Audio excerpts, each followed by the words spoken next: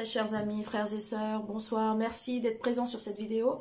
Il y a des choses qui sont en train de se révéler aujourd'hui concernant l'Afrique, concernant la fausse vision de l'Afrique qu'on nous a véhiculée depuis toujours, concernant les choses qu'on nous a cachées de ce qui se passe en Afrique. On nous a caché aussi qui sont réellement les Africains et ce qui se passe aujourd'hui en Afrique. Il ne faut pas passer outre. Il faut vraiment que vous puissiez vous sentir non seulement concerné, parce que ça vous concerne, non seulement investi, parce qu'on vous a investi depuis des siècles, depuis des années, pour les personnes qui habitent en Occident, donc vous êtes aussi, quelque part, responsable de ce qui s'y passe. Ce que je veux dire par là, c'est qu'il faut vraiment vous sentir concerné, parce que ça vous concerne et ça vous impacte. Aujourd'hui, vous êtes en train de vous rendre compte que ce que je vous disais il y a quelques semaines ou quelques mois, c'est en train de se passer. C'est-à-dire que cela vous impacte directement aujourd'hui, puisqu'on vous dit que le Niger a coupé les vannes concernant l'uranium et concernant l'or. Vous êtes en train de constater que si le Niger, qui est l'un des fournisseurs principaux de la France, coupe ses vannes, puisque c'est déjà fait, ça veut dire qu'il faut s'attendre à des pénuries d'électricité, des coupures d'électricité, des augmentations de factures, encore.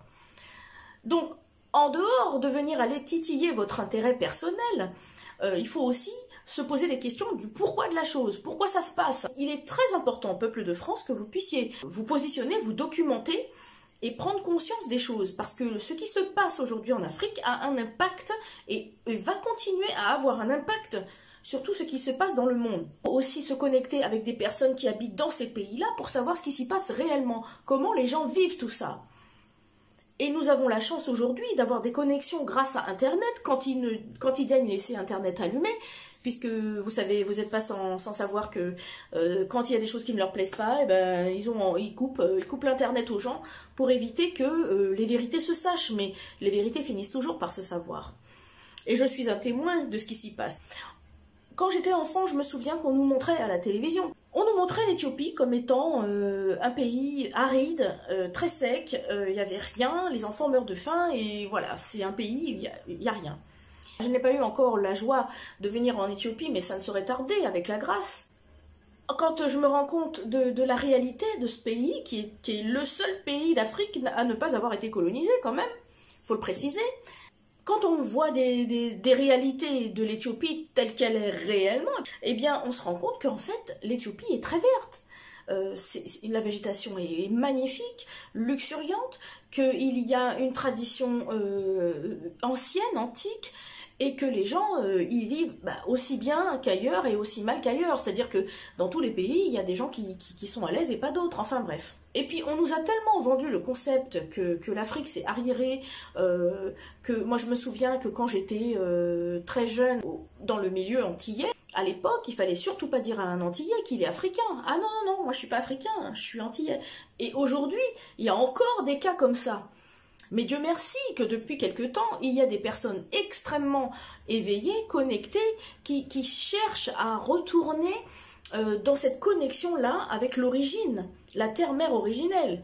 Puisqu'à la base, on dit que l'Afrique est le berceau de l'humanité, c'est le berceau de tous les humains. C'est-à-dire que les Blancs, nous sommes des Africains dégénérés, c'est-à-dire qu'en fait on a dégénéré, c'est vraiment vrai, c'est pas péjoratif, c'est-à-dire qu'en fonction du temps, du contexte, même de l'environnement et du style de vie, eh bien la physionomie des gens a changé. Il faut aller rechercher dans l'ancestralité. Aujourd'hui, les clés du salut de l'humanité ne va pas, surtout pas, découler du savoir-faire des Occidentaux qui nous ont montré que leur savoir-faire, c'est d'aller coloniser, d'aller brimer et d'aller voler ce qui ne leur appartient pas. Il faut savoir que les peuples d'Afrique, je parle de tous les peuples d'Afrique, et Dieu seul sait qu'ils sont nombreux, parmi tous ces peuples, il n'y en a aucun qui est parti en dehors du continent pour aller conquérir et coloniser des gens. Donc, parce que ce sont des personnes qui ont tout chez eux. Et ils ont tout et ils ont encore tout chez eux. Sauf que l'Occident, justement, qui n'a pas grand-chose chez lui, est parti à la conquête de ces contrées. Ils se sont rendus compte qu'ils pouvaient exploiter les gens. Ils se sont rendus compte qu'ils pouvaient en déporter une partie vers les Antilles et puis là-bas aller les réduire en esclavage. Et sur place en Afrique aussi, il faut savoir, il faut faire le lien, c'est qu'en Afrique aussi, il y avait les travaux forcés, c'était la colonisation aussi, hein. Donc nul n'a été épargné.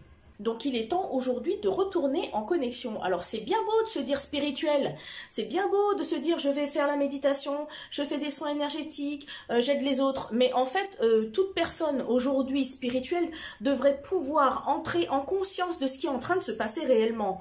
Car on ne peut pas s'élever spirituellement si on n'est pas ancré dans la matière. Et ce qui se passe aujourd'hui dans la matière doit être résolu. Et c'est bien beau de dire la lumière a déjà gagné, mais en tout cas aujourd'hui sur le plan matériel, c'est pas le cas. Peut-être qu'effectivement, dans le plan subtil, dans l'éther, les choses sont déjà statuées et de toute façon, les prophéties sont en train de se réaliser. Et finalement, si on fait bien attention à tout ça et qu'on continue ce travail de recherche, on peut aussi présager de comment tout ça va se terminer. Quand vous vous dites que ah, c'était si bien avant, on était dans l'insouciance, oui, vous étiez dans l'insouciance, parce qu'on vous a tellement endormi. Mais il faut savoir que comme avant, ça ne reviendra pas. Maintenant, il y a des gens qui vont comprendre ça, intégrer et faire en sorte de se sortir de la situation étriquée. Et là, vraiment, on ne va pas